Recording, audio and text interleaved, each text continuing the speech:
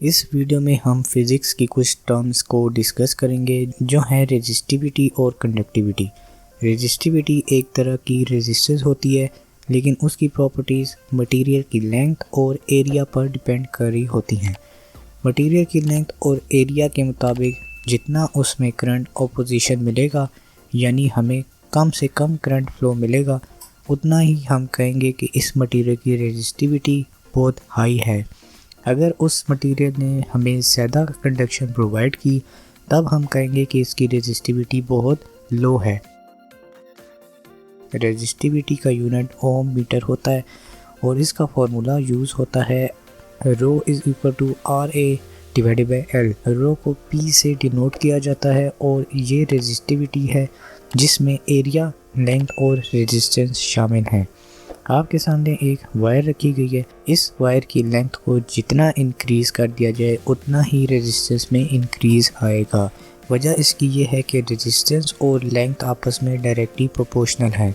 और प्रैक्टिकली देखें कि अगर इस वायर में एक रेजिस्टेंस ऐड कर दी जाए तो वायर प्लस रेजिस्टर, वायर की अपनी रेजिस्टेंस भी है और रेजिस्टर की अपनी रेजिस्टेंस, तो मतलब कि रेजिस्टेंस ओवरऑल इंक्रीज़ हो गई है।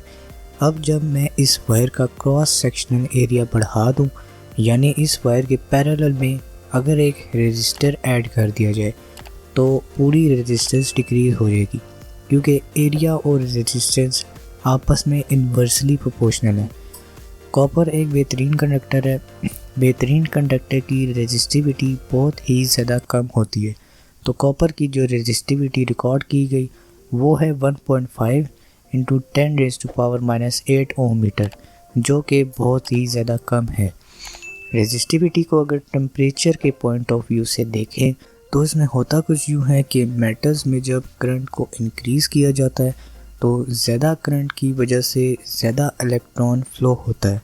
ज़्यादा इलेक्ट्रॉन फ़्लो होगा तो जाहिर है कि उस वायर में टेम्परेचर भी ज़्यादा होना शुरू हो जाएगा। अब इस ज़्यादा टेम्परेचर की वजह से रेजिस्टिविटी डिक्रीज़ होना शुरू हो जाएगी, क्योंकि रेजिस्टिविटी टेम्परेचर के इन्वर्सली प्रोपोर्शनल है। इसकी एक और एग्जांपल कुछ यूँ है कि सेमीकंडक्टर्स में टेम्परेचर इंक्रीज़ होने पर रेजिस्टिविटी डिक्रीज़ होती है, क्योंकि रेजिस्टिविटी एक रेजिस्टेंस है। जितना आप उसमें हीटिंग इफ़ेक्ट लेके आएंगे, सेमीकंडक्टर के अंदर इलेक्ट्रॉन्स में वाइब्रेशन आएगी। वो इलेक्ट्रॉन्स वैलेंस बैंड से निकलकर कंडक्शन बैंड में आ जाएंगे, तो कंडक्शन बैंड में आके कंडक्शन शुरू होगी। जब कंडक्शन होगी तो ज़ाहिर है रेजिस्टेंस हमें कम मिलेगी। जिस तरह आपने थर्मिस्टर में देखा होगा, थर्मिस्टर को रब करने से उसमें टेम्परेचर इंक्रीज़ होता है। इंक्रीज़ होने की वजह से रेजिस्टेंस डिक्रीज़ होती जाती है और थर्मिस्टर एज आ कंडक्टर काम कर रहा होता है। कंडक्टिविटी रेजिस्टिविटी से ऑपोजिट है। कंडक्टिविटी को हम फ्लो ऑफ करंट कहते हैं या फिर फ्लो ऑफ हीट। इसके सिस्टम इंटरनेशनल यूनिट हैं साइमंड्स पर मीटर। इसको सिग्मा से डिनोट किया जाता है और इसका फॉर्मूला है sigma is equal to L/RA। Conductivity हमें बताती है कि कितना फिट मटेरियल है जो इलेक्ट्रिसिटी को पास कर सके। जिसकी बेस्ट एग्जांपल कॉपर है, जो आजकल हर घर की वायरिंग में यूज़ होने वाला बेस्ट कंडक्टर माना जाता है। तो अगर आप एक वुडन का पीस लें और एक वायर लें, दोनों में से करंट पास करवाएं, ये जस्ट एग्जांपल है, इसको प्रैक्टिकली परफॉर्म नहीं करना। अगर आप वुडन पीस को टच करें और फिर वायर को टच करें, दोनों में से टेम्परेचर किसका इंक्रीज़ होगा?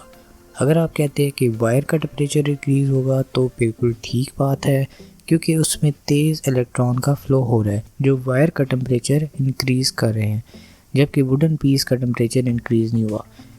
इसको हम रिलेटिव थर्मल कंडक्टिविटी कहते हैं। तो आज के लिए इतना ही। I hope you enjoyed this video. अगर आप इस चैनल पर न्यू है तो don't forget to subscribe my channel. मेरे चैनल पर ऑलरेडी 5 मिनट से 8 मिनट के लेक्चर्स अवेलेबल हैं, जिसमें रजिस्टर्स, कैपेसिटर्स, ट्रांजिस्टर्स और इंडक्टर्स और साथ ही साथ पावर जनरेशन से इलेक्ट्रिकल हाउस वायरिंग की वीडियोस अवेलेबल हैं।